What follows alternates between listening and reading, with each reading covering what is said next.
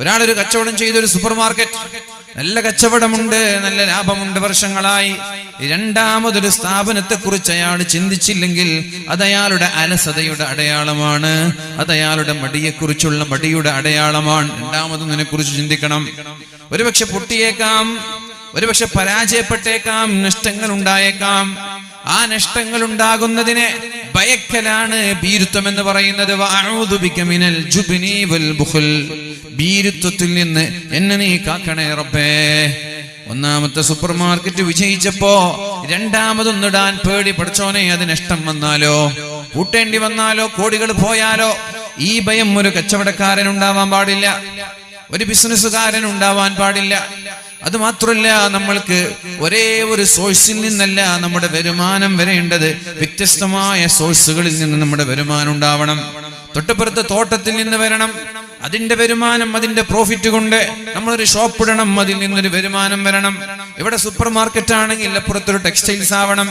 അഥവാ നമ്മുടെ കച്ചവടം എന്ന് പറയുന്നത് സീസണുകൾക്കനുസരിച്ച് മാറി വരുന്ന കച്ചവടമാണ്. ഇന്ന് സൂപ്പർ മാർക്കറ്റിലാണ് കച്ചവടമെങ്കിൽ നാളെ ടെക്സ്റ്റൈലിലായിരിക്കും. കോവിഡ് വന്നപ്പോൾ ടെക്സ്റ്റൈലുകാർക്ക് കച്ചവടമില്ല, ജ്വല്ലറിക്കാർക്ക് കച്ചവടമില്ല, ഹോട്ടലുകാർക്ക് കച്ചവടമില്ല. ആകെ കച്ചവടം ഉണ്ടായത് സൂപ്പർ മാർക്കറ്റുകാർക്കാണ് കോവിഡിന്റെ സമയത്ത് കച്ചവടം ഉണ്ടായത്. അപ്പൊ എല്ലാ ഹോട്ടലുകാരും കടം കൊണ്ട് പ്രയാസപ്പെട്ടു, ടെക്സ്റ്റൈലുകാർ കടം കൊണ്ട് പ്രയാസപ്പെട്ടു. എന്തേ? ജോലിക്കാർക്ക് സാലറി നൽകണം. എന്തുകൊണ്ടാണ് ഇത് ഉണ്ടാവുന്നത്? ആൾട്ടർനേറ്റീവ് ആയിട്ടുള്ള മറ്റൊരു ബിസിനസ് അവരുടെ കൈകളിൽ ഇല്ലാത്തത് കൊണ്ട്. ആ ഒരു സ്ഥാപനമേ നമ്മുടെ കയ്യിലുള്ളൂ. ആ സ്ഥാപനമുള്ള വഴിയിലാണ് റോഡ് വീതി കൂടുന്നത്. റോഡ് വീതി കൂടുമ്പോഴേക്കും ബിൽഡിങ്ങുകൾ പൊളിക്കാനുള്ള ഓർഡർ ഉണ്ടായി. നമ്മുടെ സ്ഥാപനം പൂട്ടി. ഇനി എവിടെന്നാ നമ്മൾക്ക് വരുമാനം വരിക? അതുകൊണ്ടാണ് ഒന്നിനെ ആശ്രയിക്കാതെ ഒന്നിൽ നിന്ന് രണ്ടിലേക്ക്, രണ്ടിൽ നിന്ന് മൂന്നിലേക്ക്, അങ്ങനെ നമ്മുടെ കച്ചവട സ്ഥാപനങ്ങൾ വർദ്ധിപ്പിക്കാൻ പരിശുദ്ധ ഇസ്ലാം നമ്മെ പ്രോത്സാഹിപ്പിക്കുന്നത്.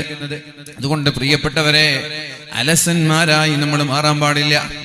പണമുണ്ടെങ്കിൽ എന്താ കുഴപ്പം? പണം ഉണ്ടാവണം. പണമുണ്ടാകുമ്പോഴാണ് നമ്മൾക്ക് അന്തസ്സുണ്ടാകുന്നത്.